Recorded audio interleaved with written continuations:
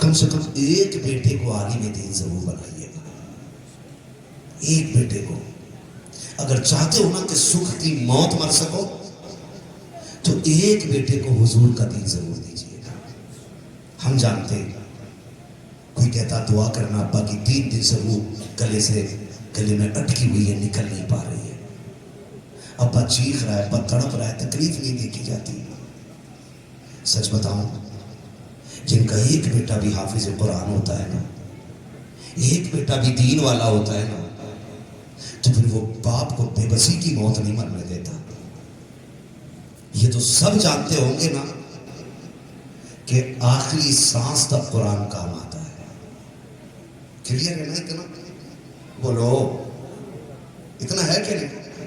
Clear ہے کہ نہیں؟ آخری سانس تک قرآن ہی کام آتا ہے. اپنے بچوں کو دین دیں, اپنے بچوں کو قرآن دیں. 40ویں کے بعد تم جتنا کما کے رکھ دو نا, تمہارے بیٹے تمہاری قبر پہ گھی کے چراغ نہیں جلائیں گے, تمہاری قبر کو سونے کا تاج نہیں پہنایا جائے گا. تمہاری قبروں پہ آ کے بیٹے ڈیرے ڈال کے بیٹھیں گے نہیں. میں نے تو یہاں تک دیکھا ہے کہ امیروں کے باپ جب مرتے ہیں نا تو انہیں کندھا دینے کے لیے بھی لوگ تیار نہیں ہوتے. ایمبولینس میں جنازے جا جاتے ہیں, ایمبولینس میں. اور سگا بیٹا بھائی کار جا رہا ہے, اے سی چاہیے اسے, گرمی لگ رہی, کیونکہ پوری زندگی تو اے سی میں رہا ہے نا, اسے محنت کرنے کی عادت ہی نہیں. آپ سے میری گزارش ہے, اپنے بچوں کو دین دے دو تاکہ آپ قبرستان میں ہو اور تمہارا بیٹا ہندوستان کے کسی کونے میں بھی قرآن پڑھے. کوئی ہاتھ نہ بھی اٹھائے گا نا, ادھر اس کی زبان سے قرآن نکلے گا, ادھر اللہ جنت سے تمہاری قبروں میں رحمت کی ٹھنڈی ہواؤں کی کھڑکیاں کھول دے گا. یہ لوگ بے وقوف نہیں ہیں جو یہ عمارتوں کی زمینیں دے کے چلے گئے. وہ بے وقوف نہیں تھے جنہوں نے خون پسینے کی کمائی کا پیسہ ادارے میں لگا دیا ہے. یہ وہ عقل مند لوگ ہیں جنہوں نے اپنی جنت کا انتظام کر لیا ہے, جنت کا انتظام. اور میں نوجوانوں سے بھی گزارش کروں گا کہ ہم کوشش کریں کہ ہم قرآن ضرور پڑھیں گے انشاءاللہ. پڑھیں گے انشاءاللہ, ہے نا؟ کتنے لوگ قرآن پڑھے ہوئے ہاتھ اٹھا کے بتائیں.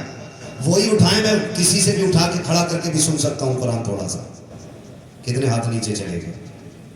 جھوٹے ہاتھ نہ اٹھایا کرو, سچے, ہے نا؟ میں اگر کہتا ہوں آپ نے 90% بھی ہاتھ اٹھائے نا اور 10% نہ اٹھے نا, تو آپ اندازہ لگائیے یہ کتنی بڑی بے غیرتی ہے ہماری کہ ہمارے پاس صرف ایک قرآن ہے اور وہی ہمیں 100% لوگوں کو نہیں آتا ہے. سوچے ذرا. اور سچی بات یہ ہے کہ اب گھروں میں قرآن پڑھا جاتا ہی نہیں. شوق اس لیے بیٹوں کو ہے ہی نہیں. پیدا ہوا, اماں نے کھلونے کی جگہ موبائل دے دیا, یہ بیٹھی ہے ماں بہنیں, اللہ انہیں بھی اپنے سلیم عطا کرے. بچہ رو رہا ہے نا تو گنگنا تھما دیا موبائل, ٹن ٹن بجا کے. اب وہ ٹن ٹن 6 مہینے کا بچہ نا اسی کو دیکھ رہا ہے, یہ بچ کیا رہا ہے. وہ بڑا ہوتے ہوتے نا پھر تو اتنا بڑا موبائل دیتا ہے, اور وہ پڑھ کے دینے والا نہیں, کیونکہ اس نے اماں کو چینل دیکھتے ہوئے دیکھا, ابا کو چینل دیکھتے ہوئے دیکھا, گھر والوں کو اپنے سیریل دیکھتے ہوئے دیکھا, تو وہ تو اسی میں جائے گا نا. کاش ہمارے بچوں نے ہمیں قرآن پڑھتے ہوئے دیکھا ہوتا. کیا کرتے ہوئے دیکھا ہوتا؟ قرآن پڑھتے ہوئے دیکھا ہوتا. ہماری ماں نے ہمیں قرآن کی لوریاں دی ہوتی تو آج 100% بچوں کو قرآن آتا. 100% بچوں کو. محرم شریف کا مہینہ آئے گا نا, دیکھنا سارے سنی لنگر پہ ڈٹ جائیں گے جیسے انہوں نے زندگی میں کچھ کھایا ہی نہیں ہے. حلیم ایسے لوٹیں گے جیسے لڑ جائیں گے, مجھے کیوں نہیں ملا. کیا یہی حسین کو پسند تھا؟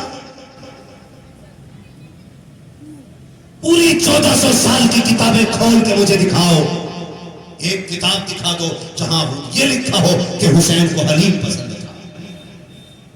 اور میں 1400 سال کی 14 لاکھ کتابوں میں دکھا دوں گا کہ میرے حسین کو قرآن بہت پسند تھا. جو انہیں پسند تھا وہ ہم نے سیکھا ہی نہیں, اور جس سے وہ کربلا میں دور رہے وہ ہمارے گھروں کی رونق بن گیا. مجھے بتاؤ, بھرا پیٹ ہے پھر بھی کہہ رہا سبیل ہے, حسین کی پیوں گا ضرور. تجھے سبیل زیادہ پسند ہے, انہوں نے تو روزے رکھے تھے.